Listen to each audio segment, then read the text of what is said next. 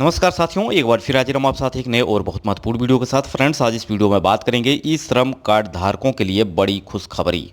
सरकार की तरफ से अब ई श्रम कार्ड धारकों को 2 लाख रुपए तक मिलेगा। साथ ही साथ ई श्रम कार्ड धारकों को सरकार की तरफ से चलाई जा रही 12 योजनाओं का लाभ मिलेगा, जिसमें पेंशन, राशन, बीमा, साथ ही साथ यहाँ पर कामगार हैं, मजदूर हैं, दिहाड़ी मजदूरी करते हैं या किसी प्रकार का उद्योग लगाना चाहते हैं, इससे संबंधित बहुत सारी यहाँ पे धनराशि सरकार द्वारा दी जा रही है। तो आज इस वीडियो में हम बात करेंगे ई श्रम कार्ड धारकों के लिए बड़ी खुशखबरी की बात। यहाँ पर 2 लाख के साथ साथ यहाँ पर राशन पेंशन भी मिलेगी सरकार की तरफ से। तो वीडियो के अंत तक बने रहिएगा। अगर चैनल पर पहली बार विजिट कर रहे हैं, चैनल को सब्सक्राइब कर लीजिएगा। इसके अलावा आपके मन में कोई प्रश्न है तो कमेंट जरूर करिएगा। आइए वीडियो को शुरू करते हैं। सबसे पहले हम बात करेंगे सरकार की तरफ से, खास तौर पर केंद्र सरकार की तरफ से चलाई जा रही योजना है जो मजदूर वर्ग के हितों को ध्यान में रखते हुए ई श्रम कार्ड योजना शुरू किया। इसके माध्यम से केंद्र सरकार श्रमिकों को आर्थिक सहायता प्रदान की जाती है। साथ ही साथ 12 प्रकार की योजनाएं ई श्रम कार्ड धारकों को मिल रही है, जिसमें बीमा, पेंशन, राशन, साथ ही साथ यहाँ पे अगर बात की जाए, ऐसे व्यक्ति जो काम नहीं कर सकते, उनके घर में कोई ऐसा कमाने वाला व्यक्ति नहीं है, ऐसे व्यक्तियों को सरकार की तरफ से आवास भी प्रदान किया जा रहा है।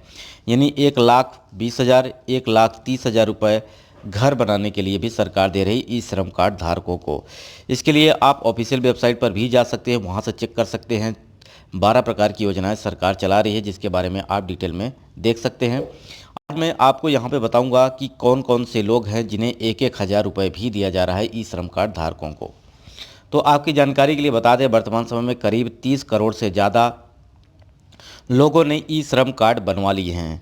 इसके साथ ही साथ यहाँ पे ई श्रम कार्ड जिन भी नागरिकों ने बनवाए हैं, उनमें से लगभग 11 करोड़ लोग इस योजना का लाभ ले पा रहे हैं, जिनको 1-1 हज़ार रुपये दिया जा रहा है। साथ ही साथ असंगठित क्षेत्र में काम करने वाले गरीब मजदूर, रेहड़ी पटरी पर काम करने वाले, रेहड़ी पटरी पर दुकान लगाने वाले, फेरी वाले, रिक्शा वाले, दिहाड़ी मजदूरी करने वाले, ऐसे गरीब परिवारों को सरकार की तरफ से ये सारी योजनाएं प्रोवाइड कराई जा रही है, जिसमें अटल पेंशन, किसान सम्मान निधि का पैसा जो मिल रहा है, साथ ही साथ यहाँ प्रधानमंत्री मानधन योजना के माध्यम से सरकार जो है कि पेंशन भी दे रही है। 3-3 हज़ार रुपये की पेंशन भी इस योजना के माध्यम से दिया जा रहा है। साथ ही साथ APL BPL व्यक्तियों के पास, जिनके पास 15 साल से लेके 59 वर्ष के बीच में कोई भी नागरिक नहीं है, यानी इसके ऊपर हैं, बुजुर्ग हैं, उन लोगों को सरकार की तरफ से राशन भी दिया जा रहा है। और उनका घर नहीं है तो घर बनाने के लिए भी रकम दी जा रही है सरकार के द्वारा। साथ ही यहाँ पर बात करें तो ई श्रम कार्ड का प्रधानमंत्री नरेंद्र मोदी जी के द्वारा कोरोना काल में शुरू की गई ये योजना है, जिसमें 12 प्रकार की योजनाएं चलाई जा रही हैं सरकार के द्वारा। तो आप भी अभी तक ई श्रम कार्ड नहीं बनवाए हैं तो बनवा लें और इसका आप लाभ भी लें।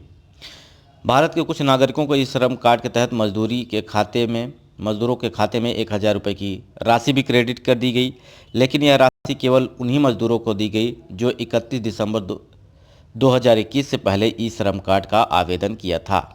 यानी कोरोना काल के दौरान बात की जाए तो सरकार ने पहले 500 रुपये, दूसरी किस्त 500 रुपये, तीसरी किस्त के तौर पर यहाँ पर 1 हज़ार रुपये ट्रांसफ़र किए थे। यानी कुल 2-2 हज़ार रुपये सरकार जो है ई श्रम कार्ड धारकों के खाते में भेजा था। तो इसी कड़ी में सरकार अभी भी आपको ये सारी धनराशि भेज रही है। अगर आपने 21 यानी 2021 का पहले का अगर आपका यह ई श्रम कार्ड है तो आपको यह धनराशि भेजी जा रही है।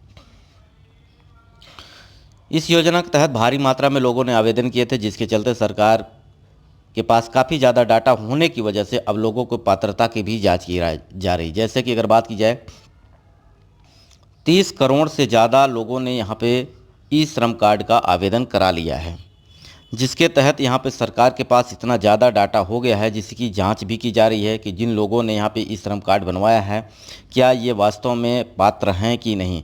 क्योंकि यहाँ असंगठित क्षेत्र में काम करने वाले लोगों का डाटा सरकार इकट्ठा कर रही है।